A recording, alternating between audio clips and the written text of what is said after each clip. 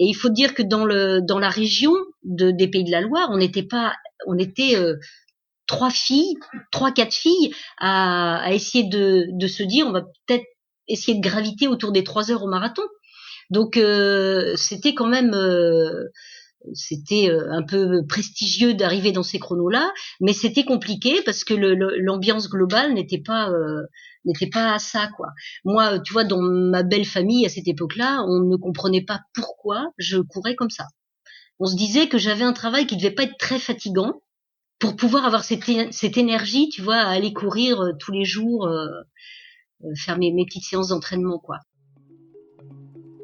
Bonjour à tous, je suis Guillaume Lalu et je suis ravi de vous retrouver dans ce nouvel épisode de Course Épique. Pour commencer, un rapide mais très sincère merci à tous pour votre précieuse fidélité et vos retours enthousiastes sur les derniers épisodes du podcast. Course Épique en 2022, c'est un nouvel épisode chaque mercredi, ça vous le savez, mais c'est également chaque lundi matin un extrait de l'épisode à venir pour bien démarrer la semaine ensemble. Nous avons donc désormais rendez-vous 2 fois par semaine. Si vous avez envie de soutenir Course Épique, les 3 meilleures choses que vous pouvez faire et qui ne vous prendront que quelques secondes. Vous abonner sur les différentes plateformes de streaming, noter et rédiger un avis sur Apple Podcasts ou sur Spotify, et enfin, en parler largement autour de vous sur les réseaux sociaux ou dans la vraie vie. Et n'oubliez pas, pour ne rien manquer des coulisses du podcast, rendez-vous sur notre compte Instagram courseepique.podcast. Enfin, qui dit nouvelle année dit nouveauté. Vos oreilles l'ont peut-être déjà remarqué, mais Course Épique démarre cette saison 2022 avec une nouvelle identité sonore. J'espère qu'elle vous plaira. Je vous propose d'enclencher la machine à remonter le temps pour ce nouvel épisode. Marie Brosselier va y partager avec nous bien plus qu'une course épique. Cet épisode, c'est aussi la photographie d'une époque, les années 80, qui interroge sur la place de la femme dans le sport ou même dans la société, mais aussi avec le charme suranné que revêt la course à pied de l'époque et qui lui donne aussi beaucoup de saveur. Marie nous y raconte également son marathon mémorable dans les Pays de Loire, un jour d'août 85, avec un objectif avoué, descendre sous la barre des 3 heures. Une course qui va connaître une issue riche de suspense. J'ai pris beaucoup de plaisir à échanger avec Marie, dont le discours est empreint d'une grande sagesse, de beaucoup de recul et d'une passion inoxydable pour la course à pied, encore très vive 40 ans plus tard. Mais je ne vous en dis pas plus.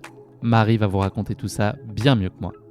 Bienvenue dans notre nouvel épisode de Course Épique, Free to Run.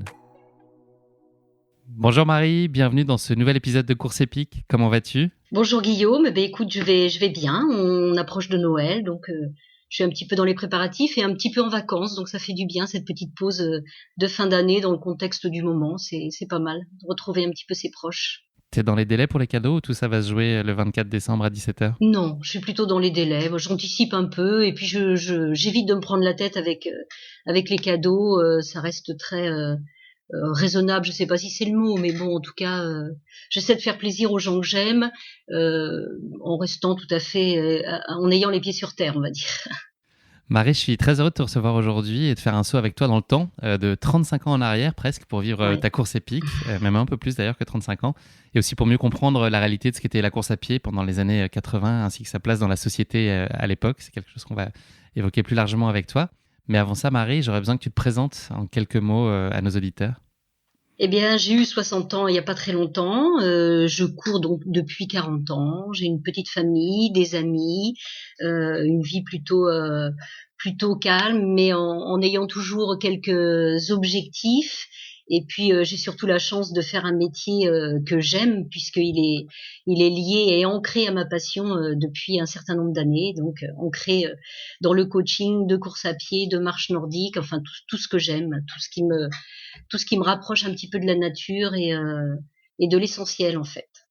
Marie, est-ce que tu pourrais nous parler de la place que tenait le sport dans tes jeunes années ? On a compris qu'il était encore très présent aujourd'hui. Est-ce que tu avais un sport de prédilection quand tu étais enfant ou ado ?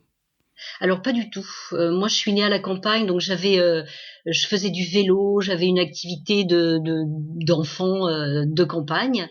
Et puis le sport c'était pas une culture familiale en fait. Hein. Dans ces années-là, on parlait peu de sport dans ma famille. On s'y intéressait de loin. Et puis tout est arrivé beaucoup plus tard en fait. Hein. J'ai dû commencer à courir. J'avais 19 ans. Et par le biais de belles rencontres, en fait, j'ai refait un petit peu le topo pour préparer ce rendez-vous avec toi, Guillaume, mais je me suis dit qu'en fait, oui, ma vie avait été faite de belles rencontres qui ont orienté un petit peu mon parcours, et entre autres par rapport à ma vie professionnelle et au sport, ça a été un déclencheur de changement de carrière, de changement de vie. C'est assez incroyable quoi quand je me refais le film. La course à pied, elle va s'inviter de façon très inattendue dans ta vie. Est-ce que tu pourrais nous parler des circonstances qui t'ont amené à découvrir cette discipline? Et puis, est-ce que ça a été pour toi un coup de cœur immédiat ou ça a été une lente construction? Alors ça n'a pas été un coup de cœur immédiat, ça a été presque de la souffrance. En fait, à cette époque-là, je travaillais dans une librairie et j'aimais beaucoup mon métier. Et il y avait une comptable qui partait le midi avec son sac de sport. Elle allait courir, elle parlait d'entraînement et je me disais oh là là. Enfin, j'avais du mal à m'imaginer en fait ce elle disait pas je vais faire un footing, elle disait je vais m'entraîner. Alors pour moi, c'était un monde que vraiment je ne percevais pas du tout. Et puis voilà, une amitié s'est créée. Et puis au printemps, un jour, elle me dit tu voudrais pas venir avec moi? Alors c'était à Angers. À Angers, on a des espaces verts extraordinaires, l'étang Saint-Nicolas, le lac de Maine. Et elle me dit écoute, je vais faire le tour de l'étang Saint-Nicolas. Alors, allez, 5 petits kilomètres, elle me dit 5 petits kilomètres, pour moi c'était une montagne. Et puis quelque part je voulais pas la décevoir. Professionnellement, on s'entendait super bien, c'était devenu presque une amie. Oh, je me suis dit allez, je vais y aller une fois. Et puis elle va être très déçue, elle va trouver que je suis un vrai boulet, donc elle va plus m'inviter à venir. Et je suis allée faire le tour de l'étang Saint-Nicolas. J'ai dû m'arrêter au moins 4-5 fois pour marcher. Et après, je me suis dit, bon, bah, c'est bon, quoi. Elle a compris Plus que moi, jamais. c'était pas mon truc. Eh ben, pas du tout. En plus, elle a insisté. Et c'est vrai que petit à petit, je vais pas dire que j'y ai pris plaisir tout de suite, mais quand même, bon, j'étais pas en surpoids, mais à cette époque-là, j'avais quand même quelques kilos en plus, et je me disais, bon, ça me fait du bien. Moi, je suis dans la librairie toute la journée à piétiner. De toute façon, ça me fait du bien. Et puis voilà. Et puis le rythme s'est pris comme ça. Elle était dans un club. Du coup, l'année suivante, je suis allée dans son club, et il y a eu un vrai déclic. Un vrai déclic au départ de bien-être et puis de vouloir être à la hauteur un petit peu de ce que la copine me proposait, quoi. J'imagine que tu la remercies aujourd'hui beaucoup pour ce qu'elle t'a permis Alors de découvrir. ouais, on se croise de temps en temps. Je sais pas si elle a eu conscience de ce qu'elle m'avait apporté vraiment sur ces années-là. En tout cas, moi, je la remercie encore, quoi. Alors, je me souviens quand j'ai fait mon premier marathon, c'était 4-5 ans après. Elle était scotchée quand même, scotchée du parcours. et, euh, et c'est vraiment, ouais, ouais. La vie, c'est comme ça, quoi. C'est des belles rencontres et puis on se lance des défis et parfois on change de vie. Enfin, ouais, ça a été un beau déclic en tout cas pour la suite. Tu commences donc à un peu de pratiquer la course sur stade et le tour de piste qui finalement trouvent pas un formidable écho en toi. L'appel de la route est visiblement plus fort. C'est plus ça, les efforts vers lesquels tu as envie d'aller assez naturellement. Oui, à cette époque-là, c'est vrai que la course sur route commençait à prendre quand même pas mal d'ampleur. On parle Moi, même pas de trail d'ailleurs à l'époque, ça n'existe ah, pas. pas du tout, pas du tout. On fait du cross. Moi, la première année d'arrivée dans le club de la copine, là, en fait, on m'a mis dans une équipe pour faire du cross l'hiver. Bon, c'est dur le cross, hein. Et j'ai pas forcément pris plaisir tout de suite, mais le plaisir est venu après aussi, parce que courir dans la nature, dans la boue, enfin vraiment. Et puis il y avait une équipe, alors il y avait une espèce d'émulation entre nous. C'était vraiment extraordinaire. On faisait des déplacements en car, enfin c'était un peu la fête à chaque fois. Et, euh, et la piste m'attirait peu.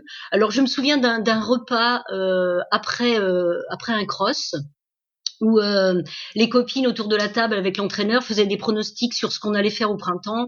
Et je me souviens que il me disait oui bah Marie, toi tu feras du 3000 mètres, ça sera une distance qui va te convenir. Alors il faisait des pronostics sur le chrono, mais moi ça me parlait pas forcément parce que j'avais pas encore une culture de chrono en fait. Moi je voulais juste courir, me faire plaisir, être avec les copines. Enfin c'était un peu ça quoi, hein, très basique.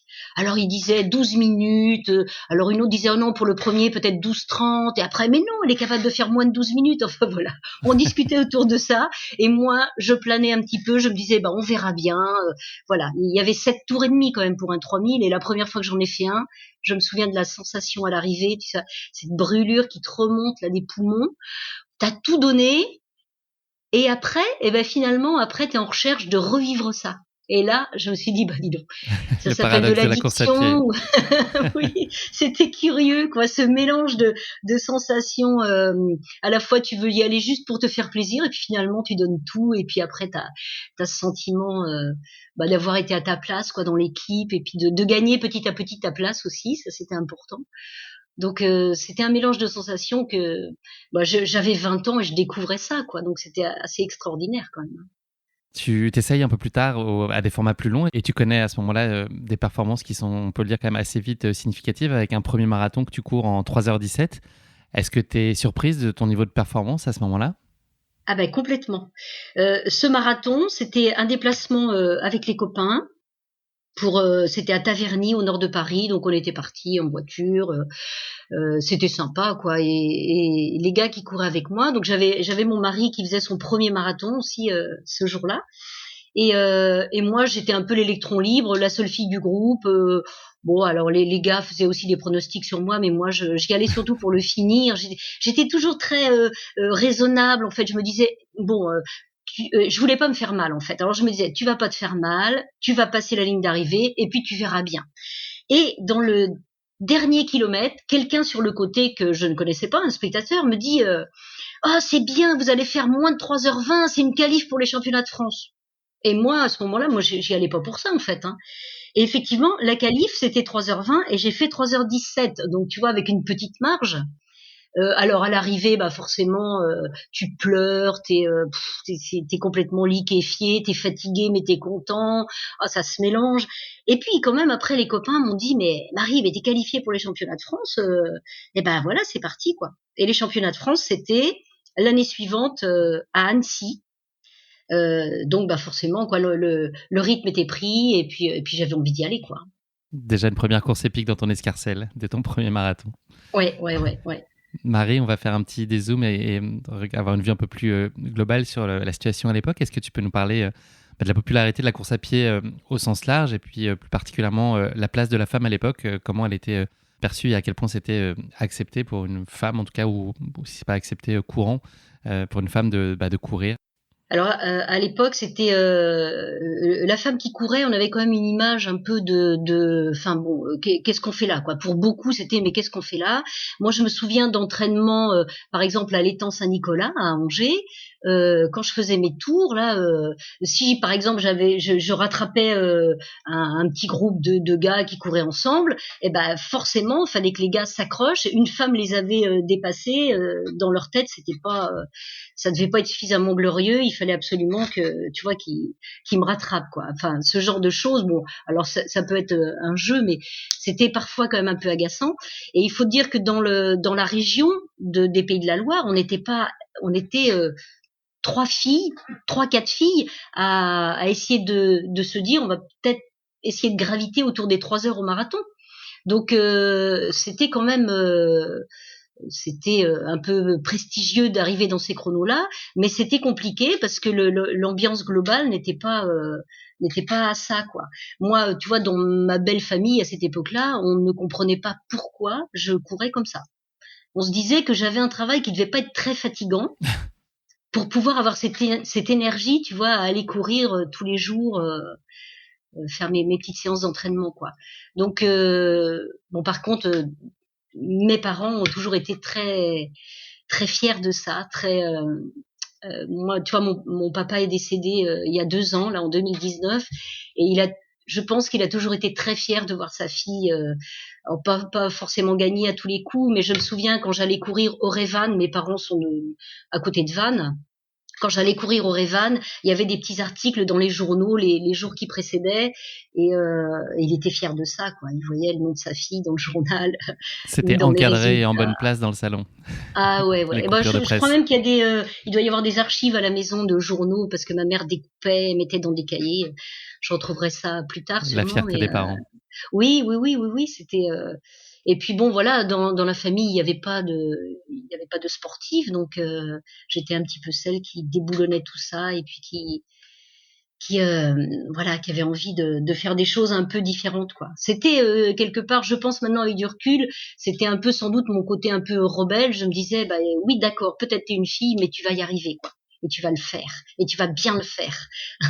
C'est la question que j'allais te poser. Est-ce que pour toi, il y avait une dimension, le terme est fort peut-être, mais un acte militant en quelque sorte, ou à minima un moyen d'affirmation, ou est-ce que c'était cette dimension plaisir qui prenait quand même le dessus avant tout? Alors, il y avait la dimension plaisir qui prenait le dessus, c'est sûr. Les chronos, comme je te disais tout à l'heure, c'était pas secondaire, mais bon, forcément tu te prends au jeu, donc tu veux faire mieux, mais c'était pas l'essentiel. Je pense que oui, il y avait ce côté militant sûrement. Oui, oui. Et j'en ai pris pleinement conscience quand j'ai pu croiser Catherine Switzer à un marathon, à un championnat de France de marathon à Paris. Là vraiment, je me suis dit bah oui, forcément, c'est pas par hasard que tu as fait ce chemin-là, quoi. Au-delà des considérations sociétales qu'on vient d'évoquer, la discipline, elle s'inscrit dans un décor et dans un contexte qui est très différent de ce que on peut connaître aujourd'hui, à commencer par le matériel et dans le sens technique, mais aussi les vêtements. Est-ce que tu peux nous donner un peu un panorama et puis ce qu'est la réalité pour vous à cette époque-là? Alors, ça paraît presque être la préhistoire quand je dis ça maintenant aux gens que je coach en course à pied, mais par exemple, dans les années 80, il n'y avait pas de modèle de chaussures adapté vraiment pour les femmes. Donc moi, je prenais les plus petites tailles chez les hommes. Alors, autant te dire que j'ai quelques orteils qui en ont beaucoup souffert parce que quand tu fais 40 ans de course à pied et que tu débutes tes premières années de course à pied avec des chaussures qui sont pas forcément très adaptées à ta pointure, pour les orteils, c'est un petit peu de souffrance quand même. Et on en voit encore des traces. Mais donc il y avait pas de chaussures adaptées. Au niveau des sous-vêtements, c'était très compliqué. On n'avait pas les magasins comme Decathlon ou d'autres d'ailleurs. Je fais pas particulièrement de pub, mais on n'avait pas de magasins avec des rayons adaptés pour les femmes. Donc il fallait se débrouiller pour les sous-vêtements, pour les chaussures. Alors pour le reste, dans les années 80, on courait souvent avec des joggings un peu épais là, qu'on retrouve d'ailleurs maintenant. C'est vintage et c'est très, ça Les redevient presque à cycles la de la mode. mode, ouais. Exactement, mais nous c'était ça quoi. Donc il y avait pas, on n'avait pas cette chance. Pour les hommes, il y avait quand même, il y avait des chaussures qui étaient adaptées, mais c'est vraiment Nike et ça on le voit. On avait fait allusion tous les deux là. Hors antenne, j'allais dire, à Free to Run, mais dans le film Free to Run, on voit bien l'évolution du matériel aussi, et c'est vraiment Nike qui a déboulé en France avec des modèles. Moi, mon premier modèle de chaussures adapté à mon pied, c'était un modèle Nike que j'ai pris après pendant des années, et après j'ai changé, mais comme on n'avait pas de choix, de toute façon, c'était ça, quoi. Sur la partie matérielle, il y avait aussi toute la dimension de chronomètre, de capacité à aussi observer son rythme. À l'époque, donc c'était évidemment complètement différent de ce qu'on peut connaître aujourd'hui.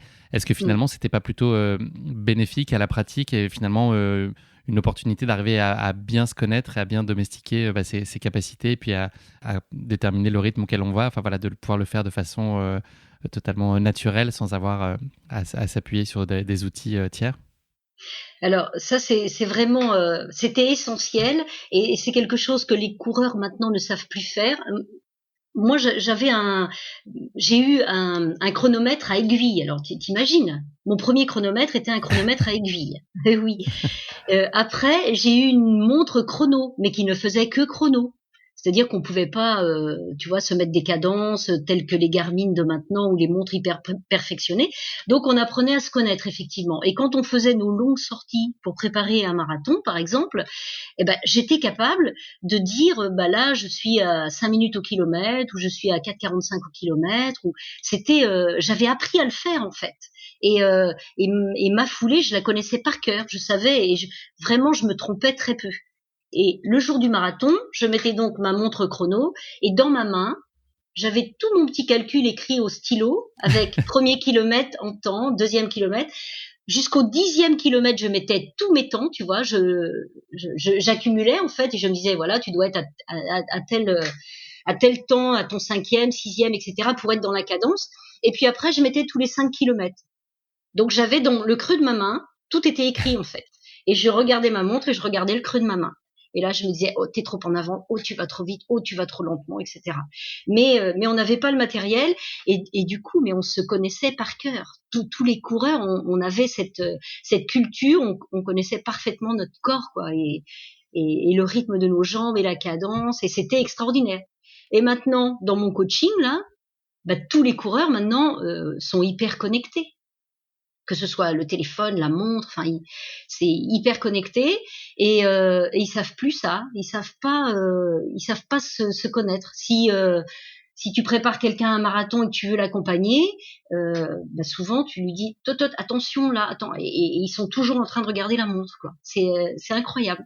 Est-ce que toi, tu as adopté ce nouvel usage, justement, ou est-ce que tu es resté un peu sur tes principes de l'époque et ton mode de fonctionnement de l'époque? Alors, je me suis connectée forcément et je m'aperçois qu'en me connectant trop, et ben parfois, quand je suis toute seule à courir, je me dis tiens, là, je dois être à peu près à ça. Et ben je m'aperçois que je me trompe davantage. Tu vois, à 10-15 secondes près, j'arrive à me tromper maintenant, alors qu'à une époque, pas du tout. Donc, je me suis un peu trop connectée à mon goût. Mais bon, c'est indispensable, hein. Maintenant, c'est quand même chouette aussi. T'arrives, t'éteins la Garmin, hop, tu regardes, tu mets sur ton téléphone et tu vois ton parcours, tu vois ta cadence, tu vois quand t'as ralenti, tu vois quand t'as accéléré. Enfin, c'est génial, quoi. Mais c'est un petit peu dommage quand même. Un petit peu dommage. Tu l'as évoqué tout à l'heure très brièvement, Marie. Il y a une rencontre qui va particulièrement marquer ta vie à l'époque. C'est lors de ta participation au championnat de France de marathon, et un championnat qui accueillait pour l'occasion une délégation américaine. Est-ce que tu peux nous parler de cette rencontre? Alors, c'était donc à Paris et on était trop peu de Françaises en fait à faire les championnats de France, hein. C'était des petits pelotons d'une 50aine de filles, c'est tout, hein. Et du coup, la FFA avait proposé à une délégation américaine qui était sponsorisée par Avon de venir à Paris pour étoffer le championnat de France. Et dans cette délégation, il y avait Catherine Switzer. Alors Catherine Switzer, c'est cette femme qui a voulu courir le marathon de Boston en 1967 et qui s'est fait sortir de la course par un juge qui, à un moment, s'est rendu compte que c'était pas un homme qui courait, mais c'était une femme. Et comme Catherine Switzer, à cette époque-là, avait un petit ami qui faisait du lancer et qui avait décidé de l'accompagner sur le marathon, autant te dire que le juge qui s'est attaqué à Catherine Switzer a été renvoyé dans les cordes et Catherine Switzer a continué à courir, mais on lui a dit vous ne serez pas classée. Bon, bah voilà, elle en est restée là et puis elle a récidivé parce que Catherine Switzer c'est une femme de caractère et puis finalement elle a réussi à faire ses marathons après, mais pour moi ça a été de voir cette femme qui racontait son histoire et qui alors pour le coup on parlait de militer tout à l'heure. Catherine Switzer, elle a milité toute sa vie pour la place de la femme dans le sport, parce que il faut quand même remettre dans le contexte qu'une femme qui courait, certains gynécos de l'époque disaient que elles allaient avoir de gros problèmes. C'était aberrant, quoi, aberrant. L'utérus allait se décrocher et puis elle pourrait plus avoir d'enfants. Puis en plus elle se masculinisait, donc c'était moche. Enfin voilà, c'était le contexte. Et voir Catherine Switzer sur la scène à faire la remise des récompenses du championnat de France, une fille hyper féminine. Enfin bon, voilà, on se disait il y a quand même quelque chose qui cloche dans ce qu'on peut dire sur le sport féminin. Et, c'était vraiment extraordinaire, quoi. Donc il y avait plein d'Américaines. Il y avait beaucoup d'Américaines dans la délégation et des femmes un peu âgées. Je me souviens bah moi je la voyais comme une mamie, alors peut-être qu'elle avait que 65 ans, hein, mais moi j'étais beaucoup plus jeune et voilà qui déambulait avec ses petites Nike aux pieds, toute élégante et tout, et c'était une image du sport féminin vraiment ressuscité, quoi. Là ça faisait taire beaucoup d'hommes qui disaient que le sport féminin c'était dégrader l'image de la femme. Et ben pas du tout, pas du tout. Est-ce que suite à ces championnats, est-ce que tu es reparti avec dans tes bagages un peu différente, avec une envie peut-être d'affirmation surmultipliée ou peut-être une appétence un peu plus marquée pour la performance? Est-ce que ça a changé des choses dans ta perception de ton sport et de tes envies? Mais en fait, après ce passage-là, j'ai été un petit peu en quête de chrono. C'est vrai que je suis tombée un peu dans l'engrenage, on va dire. J'avais fait mes 3h17 et j'avais envie d'aller titiller un petit peu les 3 heures parce que je sentais que c'était possible. Donc je m'y suis attaquée plusieurs fois, 2 fois. Et au bout du compte, c'est passé. Donc la première tentative, c'était en 85 aussi. J'avais fait le marathon des herbiers, j'avais fait 3h01. Alors c'était un jour où il pleuvait, où les conditions n'étaient pas bien réunies. Bon, le froid peut-être, mais déçu quand même. 3h01. Et puis après les herbiers, il y a eu un championnat de France à Annecy où j'avais fait 3h08. Alors Annecy, c'était un peu vallonné. Bon, je me suis dit, je m'en approche, je m'en éloigne. Il va quand même falloir essayer de passer le cap. Et j'avais trouvé donc un marathon super plat en bord de mer, celui de Saint-Jean-de-Mont, où là, j'ai réussi 2h58. Donc là, j'étais super contente. On l'a évoqué tout à l'heure, on a parlé du film Free to Run que tu as vu il y a quelques années, qui relate un peu, qui est une espèce de photographie de ce qu'était la course à pied à l'époque.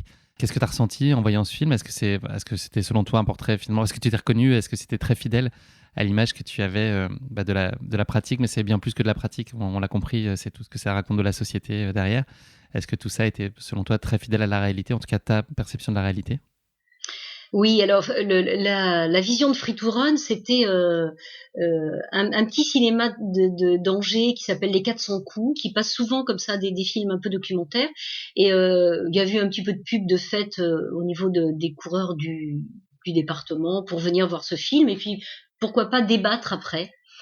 Donc moi j'y suis allée super enthousiaste et donc j'ai vu ce film et ça m'a mais chamboulé vraiment. C'était ce que j'avais vécu en fait. Toute l'évolution de la société autour de la course à pied, parce que Free to Run, c'est pas un film sur la course à pied, c'est un film sociétal sur la femme et le sport, sur toute l'évolution du sport et tout ce que ça a amené à la société, autant aux hommes qu'aux femmes d'ailleurs, parce que dans Free to Run, on voit qu'à un moment, les pionniers de la course à pied couraient le soir ou la nuit, parce que quand on courait le jour, on était quelqu'un d'un peu bizarre, même pour les hommes. Donc c'était vraiment un sport où on nous prenait un peu pour des cinglés, quoi. Et ça, le film le relate vraiment très bien. Et puis il y a tout ce passage sur l'équipement, sur les difficultés des femmes à accéder à leur sport. Et franchement, mais j'ai eu envie de pleurer, quoi. Tellement c'était ça me chamboulait vraiment. La période, elle a montré un certain nombre de limites que tu as évoquées. Est-ce que malgré tout, c'est une période dont tu es nostalgique ? Non, je suis pas quelqu'un de nostalgique déjà, donc et même tu vois pour préparer notre petit rendez-vous là, j'ai dû me replonger un peu dans mes cahiers d'entraînement, dans des choses que je n'avais pas recherchées depuis longtemps et là encore je me suis dit bah non, je suis pas nostalgique, en fait voilà, c'est une époque. La société a beaucoup changé et tant mieux pour les femmes parce que ça bouge beaucoup dans tous les domaines. Donc ça, moi, j'en suis plutôt contente. Chacun semble trouver sa place et c'est bien comme ça. Donc non, j'ai pas de nostalgie ni de mes chronos, ni de ma jeunesse, ni de non pas vraiment pas. Non. On va parler plus particulièrement de toi pour conclure cette première partie de l'épisode. Tu l'as dit, tu as connu un changement de cap à l'approche de la quarantaine.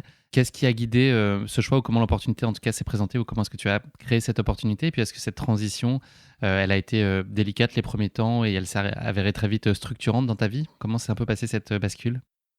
Alors la bascule, le changement de métier, ça a été la naissance de mon premier enfant en fait. Et là encore, la naissance de mon premier enfant, très compliquée par rapport à mon passé de coureuse, parce que en fait, quand on court, on a un taux de masse grasse très bas souvent, et du coup, j'ai eu beaucoup de mal à avoir mon premier enfant. Donc, il a fallu faire un petit break au niveau du sport. C'était compliqué, mais bon, ça a fonctionné.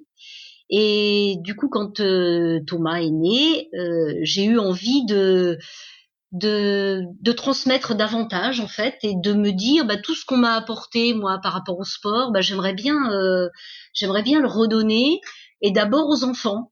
Donc j'ai commencé à coacher dans un club à côté d'Angers là et euh, et puis ça m'a bien plu. Et dans ce groupe d'enfants, il y avait une petite fille qui avait beaucoup de potentiel. Agathe, que j'ai toujours dans ma vie, là, pas très loin de moi. Et Agathe, en fait, elle avait 7 ans et je me suis dit, mais elle aime courir. Et Agathe, quand tu lui disais, qu'est-ce que tu veux faire, Agathe, quand tu seras grande? Et Agathe disait, Marie-Josée Pérec. Bon, d'accord.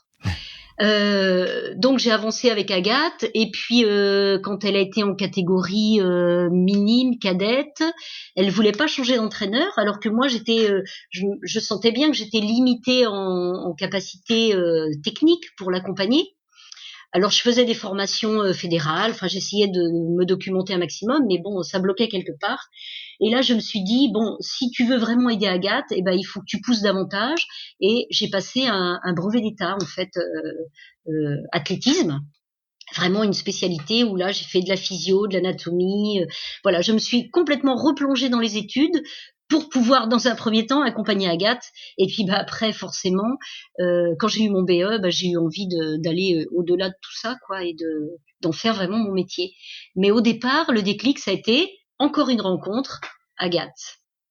Le moteur derrière tout ça, c'est le partage et le plaisir que tu trouves au quotidien à coacher, c'est transmettre et c'est partage, c'est ça qui te donne la flamme tous les matins quand tu y vas? Oui, oui. C'est alors maintenant c'est un petit peu différent parce que j'entraîne moins d'athlètes jeunes en fait. Je suis plus sur des groupes euh, qu'on appelle loisirs, mais qui sont pas forcément loisirs parce que ce sont des gens qui font quand même de la compétition. Voilà, c'est cette envie de leur apporter ce que moi j'ai pu recevoir, de leur faire partager mon expérience aussi de course à pied, et puis oui, d'être dans quelque chose de riche humainement en fait. C'est ça c'est le moteur, c'est ça. Parfois j'ai des gens qui sont un petit peu accidentés de la vie, des problèmes de santé, etc. Ben, voilà, l'envie de les remettre sur pied, de leur redonner de l'élan, de l'enthousiasme, de leur faire passer des petits messages comme ça à travers le sport. C'est tout ça le moteur en fait. Donc c'est vraiment un métier de passion quoi. J'ai besoin de ce moteur-là aussi parce qu'en fait, quand on donne beaucoup, mais on reçoit énormément. Hein. Je fais des formations, par exemple, d'animateurs de marche nordique là certains week-ends. Bah, en fait, quand tu ressors d'un week-end, t'es fatigué parce que t'as beaucoup donné, mais t'as beaucoup reçu aussi, et c'est un échange permanent et c'est moteur moi pour la suite de ma vie professionnelle. Donc j'ai pas envie d'arrêter tout de suite, hein, ça c'est sûr. Est-ce que tu peux nous parler de la place que tient la course à pied aujourd'hui à titre personnel dans ta vie? Est-ce qu'il serait possible qu'on te croise un jour sur une course? Est-ce que tu fais encore des compétitions aujourd'hui? Oui, j'en fais encore. Donc là, ça a été un petit peu mis en stand-by avec le Covid. Normalement, là, au mois de janvier, on a les championnats de cross qui redémarrent, donc par le championnat départemental le 16 janvier. Donc ça, j'ai envie de le faire. Et puis un semi-marathon probablement au printemps à Saumur, là à côté, parce que la ville est belle et puis j'aime bien aussi mettre enfin j'allais dire de la beauté, un beau paysage ou une belle ville. Forcément ça donne envie d'aller courir et j'ai fait quelques marathons européens pour ça, pour visiter des villes avec des copines, partir sur un week-end et puis faire voilà, voir une belle ville tout en courant, ça j'aime bien. Donc oui, des compétitions encore. Et puis un projet avec une amie pour faire le Finland Trophy en janvier 2023 normalement. C'est une Donc compétition multisport? Oui, oui, c'est en Laponie et du coup on fait du run and bike, de la course dans la neige, un peu de ski de fond sur 5 jours et c'est associé en fait pour mettre un zoom sur les cancers féminins, donc cancer du sein, cancer de l'utérus, enfin toutes ces choses-là. Et c'est important parce que humainement, il y a quelque chose qui se passe aussi à côté du sport, donc ça, j'ai bien envie de le faire, ouais. Un beau projet. Avec mon amie Elisabeth qui m'a mis le pied dans Course épique. Que je remercie Voilà. vraiment d'avoir donné Voilà. la chance d'être connecté, de pouvoir organiser cette interview aujourd'hui. Donc merci beaucoup, Elisabeth. Marie, c'est la fin de cette présentation. On va passer désormais à notre séquence de la basket chinoise, qui est notre format de portrait chinois version sportif. Première question de cette basket chinoise, si tu étais un personnage fictif, qui serais-tu et pourquoi? Je pense que je serais le chat du rabbin. D'accord. Parce que je l'envie beaucoup ce chat d'avoir cette capacité à dire les choses aux hommes et aux femmes de ce monde qui s'entretuent parfois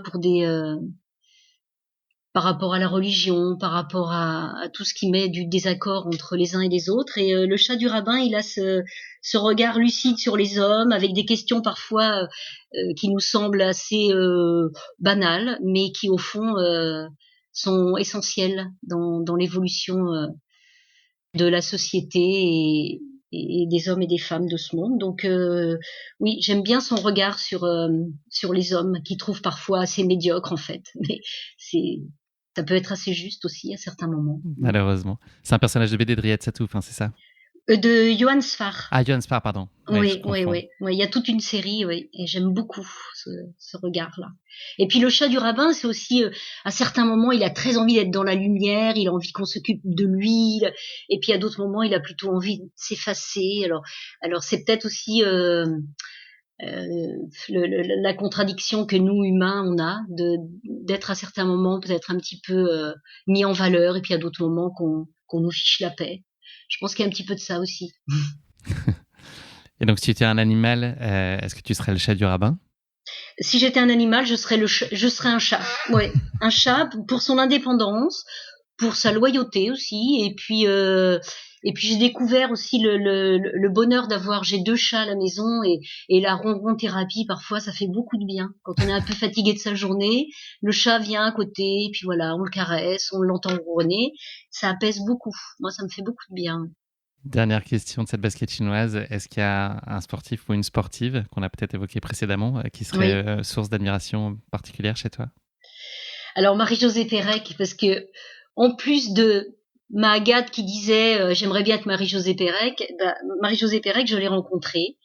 Je suis allée la chercher à la gare d'Angers parce qu'elle est marraine de la piste d'athlétisme de Verrières-en-Anjou, le club d'athlé dont je suis la présidente. Et donc, elle est venue passer une journée avec nous pour inaugurer la piste avec les élus. Et ça a été une très belle rencontre.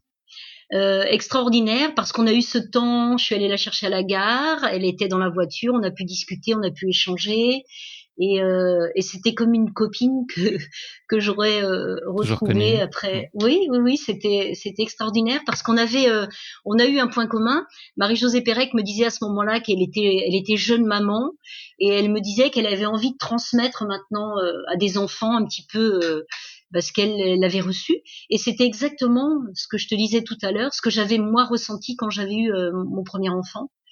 Et donc c'était un point commun. Et puis en plus de l'amour de la course à pied. Exactement. Et puis c'est quelqu'un d'hyper abordable. On a l'impression comme ça que Marie-Josée Pérec c'est un peu une star. Non, c'est pas. Elle est vraiment. Elle a envie de partager des choses avec les gens, et puis elle est très presque limite timide à certains moments. C'était petite anecdote, par exemple, on se téléphone avant que j'aille la chercher à la gare, quelques jours avant, et elle me dit mais comment on va se retrouver à la gare, comment je vais vous reconnaître en fait. Mais je lui dis Marie-Josée, moi je vais vous reconnaître, c'est sûr. Et c'était assez rigolo ça. Et oui, forcément, tu vois. En plus, elle est grande. Alors moi, j'ai une voiture qui est un peu basse de plafond. Marie-Josée Pérec touchait le plafond de ma voiture. Tu vois, c'est plié dans ma voiture pour pouvoir rentrer. Enfin, non, c'était un moment extraordinaire. Et Agathe était là puisqu'elle est au club d'athlé. Alors je peux te dire qu'il y a eu beaucoup de pleurs ce jour-là, parce que c'était une rencontre. Waouh, c'était fort. Et là, sur ce coup-là, j'étais fière de moi de pouvoir les faire se rencontrer toutes les deux. Agathe qui était tellement admirative depuis toute petite, c'était très très chouette. Merci beaucoup Marie de t'être frottée à cet exercice de la basket chinoise. On va se plonger désormais dans ta course épique, le marathon de la Côte de Lumière. Avant que tu ne partages avec nous cette course épique, je vais rapidement planter le décor de ce marathon. Alors, j'ai essayé d'enfiler mon impair de Colombo et de glaner le maximum d'informations disponibles sur le web pour en savoir un peu plus sur cette course, mais la tâche n'a pas été simple. Donc voilà quelques éléments que j'ai pu trouver, mais tu vas abonder et compléter en nous racontant ta course. Donc ce marathon, il a vu le jour dans les années 80 et il plante son décor dans les Pays de la Loire, on l'aura compris.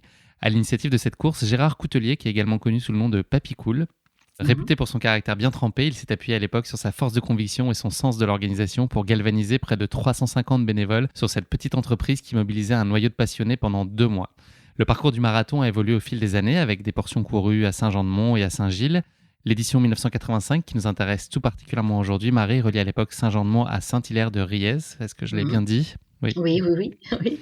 Et l'épreuve a pris plus tard donc la dénomination de Saint-Hilaire-Vendée Marathon avant de s'éteindre définitivement en l'an 2000. Avant que tu ne partages avec nous le récit de cette course épique, Marie, le moment est venu de te frotter à la question qui pique de course épique. Donc je te propose de revenir sur Catherine Switzer qu'on a évoquée tout à l'heure. Donc tu as raconté son histoire et le fait qu'elle s'inscrive au marathon. Donc à l'époque, elle avait dû s'inscrire avec ses initiales de peur qu'on lui interdise l'inscription puisque voilà, les femmes, comme on l'a compris, n'étaient pas autorisées à courir sur le marathon. Sur le parcours, un certain nombre de personnes ont essayé de la mettre hors course et effectivement, comme tu l'as dit, elle a été disqualifiée et suspendue par la fédération américaine à l'issue de ce marathon. Et donc, elle est ensuite devenue très engagée, a beaucoup milité pour que l'association d'athlétisme de Boston permette aux femmes de participer au marathon et pour qu'un marathon féminin figure au programme des Jeux Olympiques. Elle sera entendue puisque le marathon de Boston est finalement officiellement ouvert aux femmes en 1972, comme quoi quand la Boston, elle arrive à se faire entendre. Voilà ma question qui pique, pardon. Voilà ma question qui pique pour toi. Saurais-tu me dire comment Catherine Switzer a occupé sa journée du 17 avril 2017, 50 ans à peu près jour pour jour, après sa première participation au marathon de Boston ? Elle a refait un marathon peut-être, non ? Exactement. Elle a couru donc à l'âge de 70 ans et pas n'importe quel marathon puisque c'était le marathon de Boston à nouveau. Donc c'était la 9e fois qu'elle le courait avec le même numéro de dossard qu'elle portait à l'époque en 1967 qui était donc le numéro 261. Oui. Et elle a terminé la course en 4 heures et 44 minutes et conclut à cette occasion son 40e marathon. Donc c'est quand même extrêmement impressionnant. Incroyable. Catherine Switzer, je l'avais vue dans un reportage il y a pas si longtemps, mais enfin sur le net, donc je sais pas de quand il date. Elle disait qu'elle n'avait jamais eu d'enfant, mais que toutes ces femmes qui courent sont quelque part ses filles. J'ai trouvé ça formidable quand même. C'est très beau. Oui.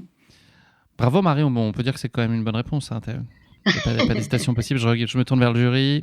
C'est validé. C'est validé. Bon. C'est validé, ouais, j'ai la lumière verte qui s'allume, c'est bon, le jury a regardé le règlement, on accorde. D'accord. Allez, on va parler maintenant de ta course épique et remonter un petit peu le temps. Est-ce que tu peux nous raconter comment s'est présentée à toi l'opportunité de participer en 1985 à ce marathon de la Côte de Lumière ? Alors, au vu des chronos que j'avais fait précédemment, j'avais eu Papy Cool, dont tu as parlé tout à l'heure au téléphone, qui m'avait fortement incité parce que en 85 j'ai quand même fait un marathon en avril, un marathon en juin et Saint-Jean-de-Mont c'était en août, donc ça commençait à faire beaucoup. Mais comme je n'avais pas atteint l'objectif de mes 3 heures, j'étais quand même un peu frustrée et Papy Cool avait le caractère bien trempé et était très persuasif. Papy pas cool presque. Oui, mais Papy Cool m'avait quand même dit, tu sais Marie, si tu viens courir, le premier prix c'est 1 semaine en Tunisie. Et moi j'avais très peu voyagé en fait, et je me suis dit c'est plutôt sympa. Alors on partait en Tunisie, c'était pour faire le semi-marathon, mais bon pourquoi pas quoi. C'était plutôt une expérience nouvelle. Il y avait aussi la possibilité de gagner des qualifications pour des courses, notamment au Canada, pour oui, la première alors, de la course. Ça, je l'ai su un petit peu après. En fait, Papy Cool avait organisé la Coupe du Monde des marathons francophones. Et dans cette Coupe du Monde, il y avait la France, la Belgique, le Canada, la Tunisie.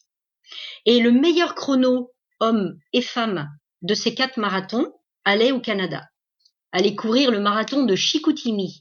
Alors, Chicoutimi, c'est au nord de Québec. On fait des kilomètres et des kilomètres pour arriver là-bas. Mais ça, je l'ai pas su tout de suite. Donc, c'était pas le premier but, c'était pas le voyage au Canada, mais c'était le voyage en Tunisie. Donc, c'était quand même motivant. Et je me suis dit, bon, allez, parti sur ta lancée, pourquoi pas. Allez, go, on y va. Est-ce que tu peux nous parler de la façon dont s'organisait la préparation, en tout cas pour toi à l'époque ? Est-ce que tu avais un coach qui t'accompagnait ? Est-ce qu'il y avait de la littérature pour essayer de s'informer, de savoir comment structurer un entraînement, ou tu étais peut-être très autonome là-dessus ? Est-ce que c'était aussi très à l'instinct et pas forcément très rigoureux ou très scolaire dans l'approche ? Comment est-ce que tu as en tout cas préparé cette échéance-là et puis peut-être les marathons précédents Alors, par rapport à la préparation, j'avais un coach qui me donnait, on va dire, un fil conducteur, mais j'ai toujours été très attentive et très à l'écoute de mon ressenti en fait.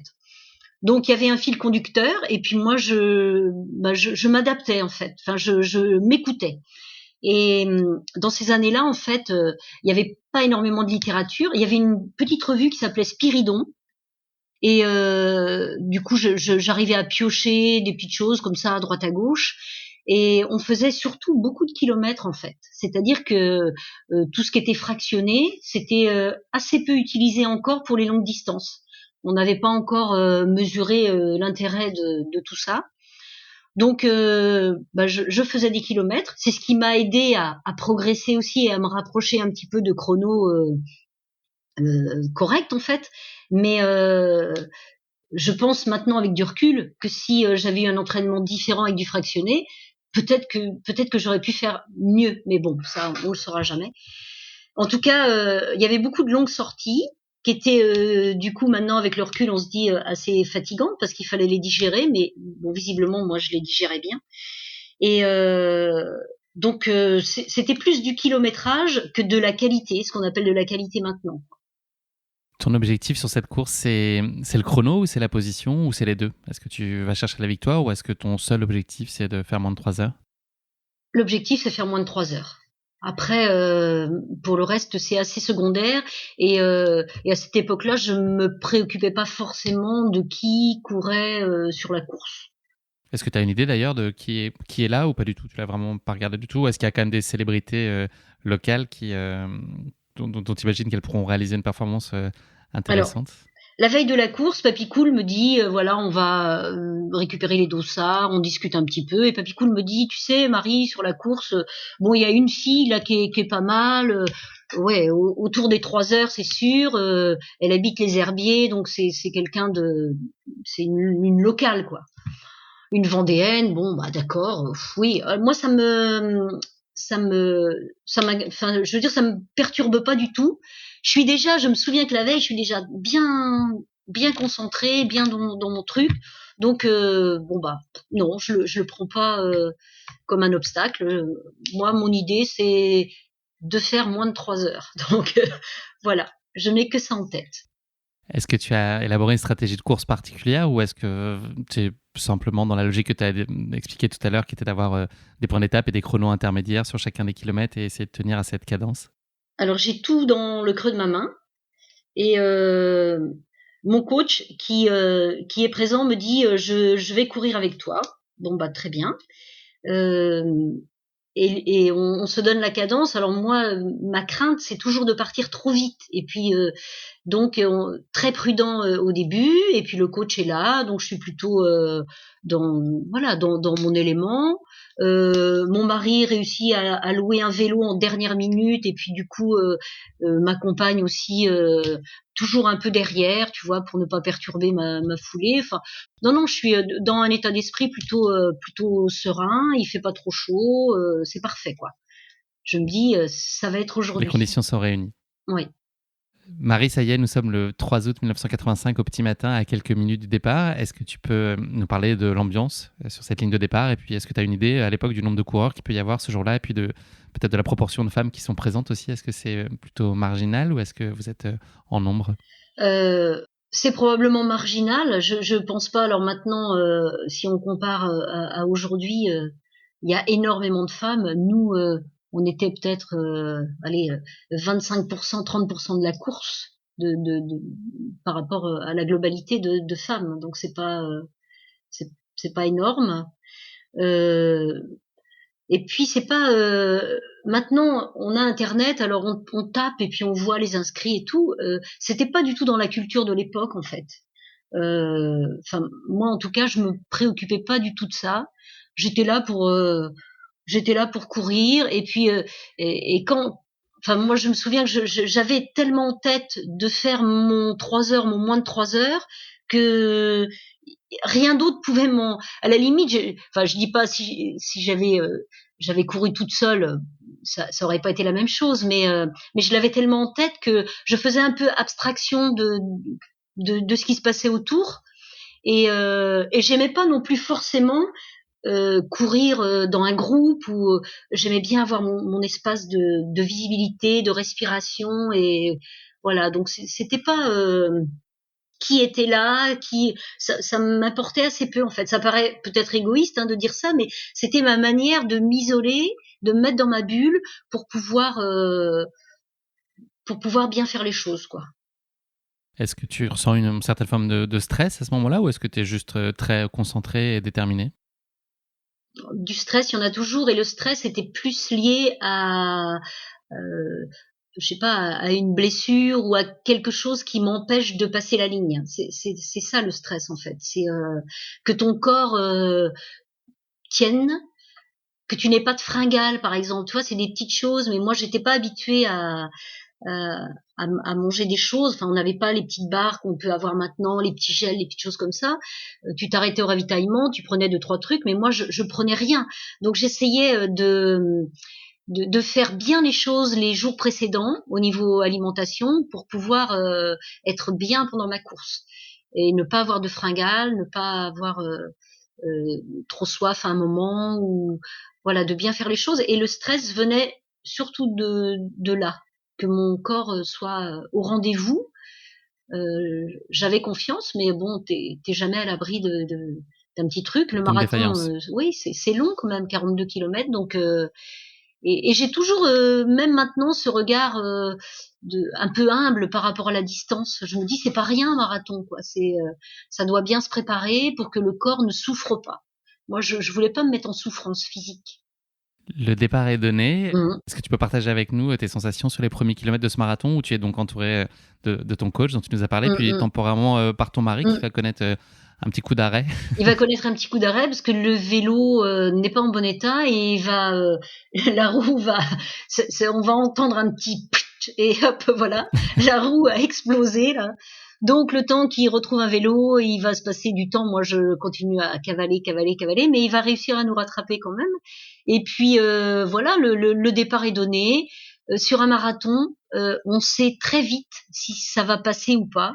Et on va se dire que quand les 3 premiers kilomètres sont passés, si les sensations sont bonnes, on se dit que la machine est lancée.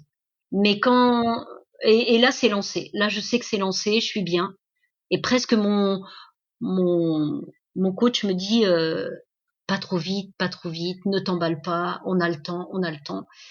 Et il a raison, quoi. Il faut pas, il faut rester dans les clous. Et moi je regarde le creux de ma main, je me dis c'est bon, c'est bon, c'est bon. Et je suis hyper régulière et hop, c'est parti, quoi. Donc la course se poursuit, tu arrives à garder le cap toujours, à avoir J'arrive à garder le ce cap. rythme. Mmh. Ton coach va aussi être victime d'un coup d'arrêt sur la course, c'est l'hécatombe autour de toi? Voilà. Donc à un moment, il me dit: «Il faut absolument que je fasse une pause technique». Donc ouais. Moi je lui dis: «Ben moi je continue», ben voilà.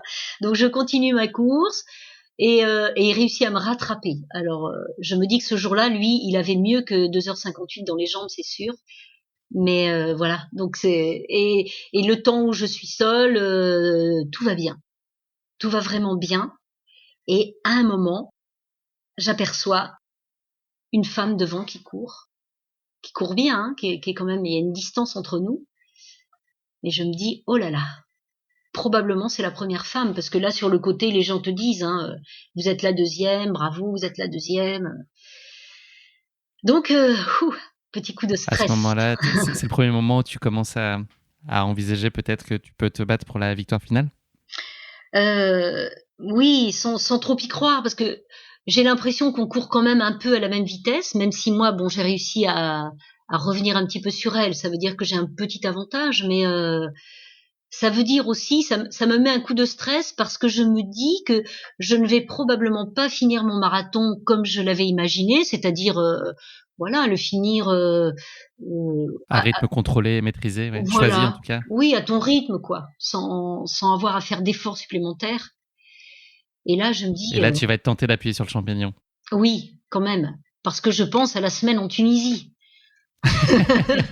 On va chercher la motivation là où elle est. Voilà, On ne te juge pas. Et donc, il se trouve que cette femme s'appelle Colette, c'est ça, et Colette, que ouais, c'est la star locale, on peut le dire. exactement. Est-ce que déjà tu sens autour de toi que c'est un peu la favorite et qu'elle est portée par le cœur des gens qui sont sur le bord de la route et qui veulent soutenir leur vedette locale, ou est-ce que c'est pas spécialement perceptible? Il n'y a pas d'hostilité de leur part, ou en tout cas d'encouragement qui soit très orienté pour elle? Alors, plus je me rapproche d'elle, plus je sens que les encouragements vont vers elle et pas du tout vers moi. Donc ça, il y a, je dirais, bon, hostilité, c'est peut-être un mot un peu fort, mais en tout cas, moi, on m'encourage peu à revenir vraiment à sa hauteur, et on entend beaucoup son prénom lancé. Donc je me dis, oh là là, ça va être encore même plus compliqué que je ne pense. Et Eh ben, on va dire que les 5 derniers kilomètres, je me suis vraiment arrachée, on peut dire comme ça, pour revenir et m'en rapprocher le plus possible. Alors, en y croyant un peu, mais en me disant que quand même, ça va être difficile de passer la ligne devant elle, c'est clair, quoi. Plus je m'en rapproche, plus je me dis, ça va être difficile. La course s'emballe ensuite, ou en tout cas continue de s'emballer pour donner lieu à un sprint final d'anthologie. Est-ce que tu peux nous parler de ce qui s'est passé, qui était Alors, assez fou, et puis de cette sensation-là sur les dernières centaines de mètres, de la course? ouais, on va dire que là, on voit l'arche d'arrivée, les flammes, le podium, les gens qui commencent à s'agiter beaucoup. Il y a beaucoup de monde sur le côté. Et dans les 100 derniers mètres, moi, je suis vraiment, je suis derrière elle. Je suis presque au coude à coude. Et dans les, allez, 4-5 derniers mètres, quelqu'un des spectateurs en fait se met à côté de Colette et l'attrape par la main et la tire et après la pousse, enfin voilà. Et en fait, elle tombe. Donc la ligne d'arrivée, on est côte à côte. Colette tombe, moi je passe, je suis à sa hauteur, quoi. On passe la ligne ensemble, sauf elle la passe en tombant. Tellement, tellement elle est fatiguée et que c'était pas, je pense que de la part de la personne qui était là, c'était probablement quelqu'un de son club qui a voulu voilà la pousser un peu pour lui donner un petit coup d'énergie. Sauf que là, quand t'es fatigué, bah t'as la main dans le dos ou la main qui te tire, ça te propulse et t'es pas forcément capable de maîtriser ta foulée, quoi. Est-ce Et qu'il là, avait vraiment le droit de faire ça, ce monsieur? euh, maintenant, avec du recul, je me dis non, non, il n'avait pas le droit. Et c'est probablement ce qui a aussi contribué à déterminer qui avait gagné ou pas, parce que là, on n'avait pas de caméra, on n'avait pas tout l'attirail qu'on peut avoir maintenant sur une ligne d'arrivée. Euh, je me dis que presque ça méritait une disqualification, mais la pauvre, elle y était pour rien, et ça m'aurait vraiment embêté que ce soit le cas. Donc voilà, on attend, on passe la ligne, donc on attend, elle se relève, elle est pas, elle est à la fois déçue et puis contrariée. Hein, je peux imaginer sa déception de tomber comme ça et de pas passer une ligne d'arrivée, les bras levés. Bon. Et Comment tu vis cette attente, toi, mal. justement, le fait de pas pouvoir savourer, ou en tout cas savoir quelle est l'issue de la course à ce moment-là? Est-ce que les minutes qui suivent te paraissent interminables? Alors, ça me paraît interminable parce que j'ai le temps d'aller j'ai un orteil qui me fait mal et je vais voir un podologue là qui commence à regarder un petit peu mon pied et on n'a toujours pas le résultat. Et là, je me souviens que mon coach, enfin mes supporters qui sont là, écoutent, vont voir Papy Cool, demandent ce qui se passe, on délibère, et il se passe quand même, je sais pas moi, peut-être un quart d'heure, 20 minutes quoi. C'est vraiment très long. Et puis à un moment, Papy Cool vient me voir, il me dit c'est bon Marie, tu as gagné. Tu as bien gagné, 2h58. Donc là après c'est fou, l'explosion de joie. Tu as doublement réussi ton coup, donc effectivement, puisque tu as atteint l'objectif, Oui. 2h58 et 54 secondes, Mm. et la victoire. Qu'est-ce que tu ressens donc à ce moment-là? C'est vraiment de l'exaltation? C'est tu te relâches complètement? Comment est-ce que Alors tu encaisses ce moment? je suis très très très contente d'avoir réussi l'objectif chronométrique. Le Tu penses à la Tunisie déjà ou pas? T'as bah, les valises? ouais, je pense à la Tunisie, mais c'est sûr. Enfin, je suis quand même un petit peu euh, pas déçue, mais je trouve dommage Un peu que d'amertume? oui que la ligne d'arrivée se soit faite comme ça, tu vois. J'aurais préféré pourquoi pas une arrivée main dans la main, enfin quelque chose de plus beau, de plus sportif. Mais bon, voilà, c'est comme ça. Je me souviens être allée voir Colette, avoir voilà discuté avec elle quoi, de sa déception, de sa chute, et d'avoir dit, écoute, on refera une course ensemble. Il y avait un semi-marathon en septembre dans sa région là. Et je lui avais dit, bah écoute, je viendrai faire le semi-marathon chez toi. Tu vois, pour finir sur quelque chose de positif et d'amical. Moi, ça m'embêtait qu'il y ait de la rancœur ou tu vois quelque chose de moche là. Donc je voulais que ça se finisse sur quelque chose de bien pour que moi je sois en capacité de savourer pleinement mes 2h58 et ma victoire.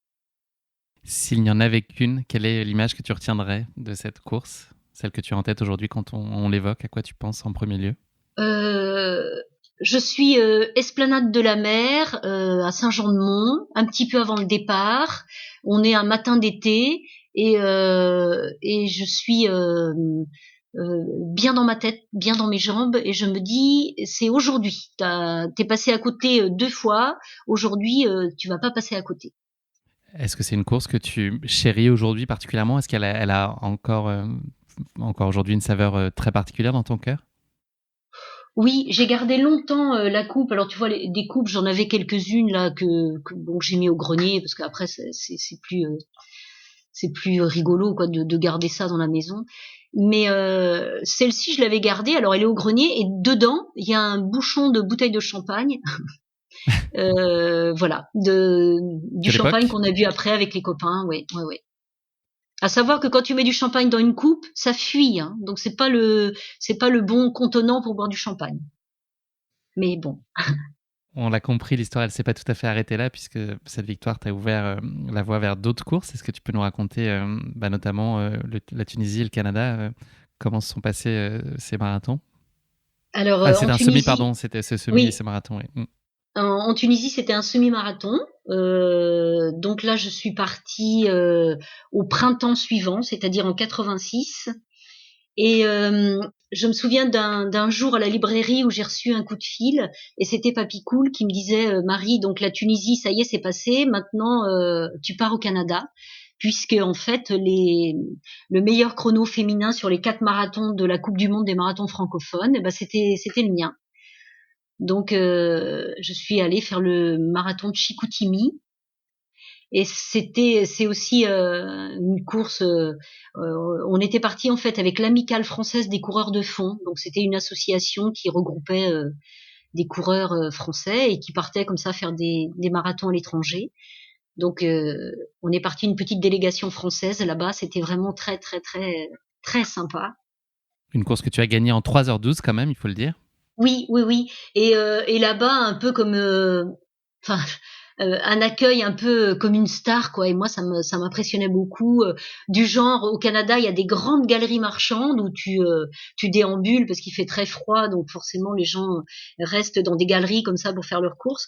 Et je me baladais, c'était la veille du marathon, je crois. Je me baladais dans cette galerie et là, je vois un gars qui se lève, il était en train de prendre un café à une terrasse et il vient me voir et il me dit Vous êtes la Française qui court le marathon demain.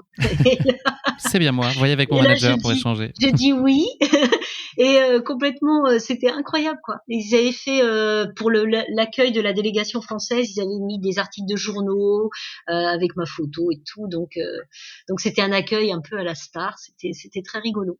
Et ils sont quand même Mais très bon, accueillants, les Québécois. ils sont On peut très le dire. accueillants, J'ai ouais, vécu ouais, ouais. 3 ans là-bas, donc je peux en parler. C'est vrai? Ah Ouais, oui, j'ai oui. eu cette Ouais, chance. ouais. Ah oui, c'est un beau pays. Merci beaucoup, Marie, d'avoir partagé avec nous, avec tant de cœur, le récit de cette course incontestablement épique. C'est la période qui veut ça. On est évidemment en train de se projeter vers l'année 2022 et toutes les promesses qu'elle peut annoncer. Qu'est-ce qu'on peut te souhaiter pour l'année qui arrive? Vu le contexte, la santé, ça c'est primordial si je veux continuer à courir encore quelques années. Euh, Oui, juste la santé et puis d'aller au bout de mes projets. Donc le Finland Trophy pour 2023 parce qu'il va falloir le préparer quand même, se préparer un peu au froid. Donc je vais aller faire un peu de ski en février 2022 pour me mettre un petit peu dans le bain du Finland Trophy. Quelle chance! C'est dur de s'entraîner comme ça, d'être obligé d'aller au ski pour se préparer pour une course. Oui, c'est dur. Ouais. T'as beaucoup de mérite. Marie, je te propose de conclure cet épisode et ce sera ma dernière question avec le motto de la fin, donc Mhm. la devise qui illustrerait ta philosophie de vie. Est-ce que tu pourrais la partager avec nous si tu en as un motto? J'ai une petite phrase de René Char que je me ressasse souvent qui dit impose ta chance, serre ton bonheur et va vers ton risque et à te regarder, ils s'habitueront. Waouh, très Et inspirant. Guillaume, je peux te dire que à te regarder, ils s'habituent. Et à Et tant m'écouter mieux pour aussi. les femmes. Merci beaucoup Marie. C'est malheureusement déjà la fin de cet épisode. Je n'ai pas vu le temps passer. Merci d'avoir partagé avec nous ce qui est bien plus qu'une course épique, mais la photographie d'une époque avec, on l'a vu, quelques limites, mais aussi la dimension très artisanale de la course à pied de l'époque qui lui donne aussi, je trouve, beaucoup de saveur. Bravo à toi pour cette énergie très communicative et puis cet enthousiasme que tu déploies depuis 40 ans pour toi. Et on l'a compris aussi beaucoup pour les autres. C'est vraiment une très belle source d'inspiration, je trouve. Merci pour ces échanges qui étaient passionnants. Je te souhaite beaucoup de bonheur à l'avenir et je ne doute pas un seul instant que tu sauras le trouver où qu'il soit chaque jour. En tout cas, je te souhaite qu'il soit au rendez-vous le plus possible.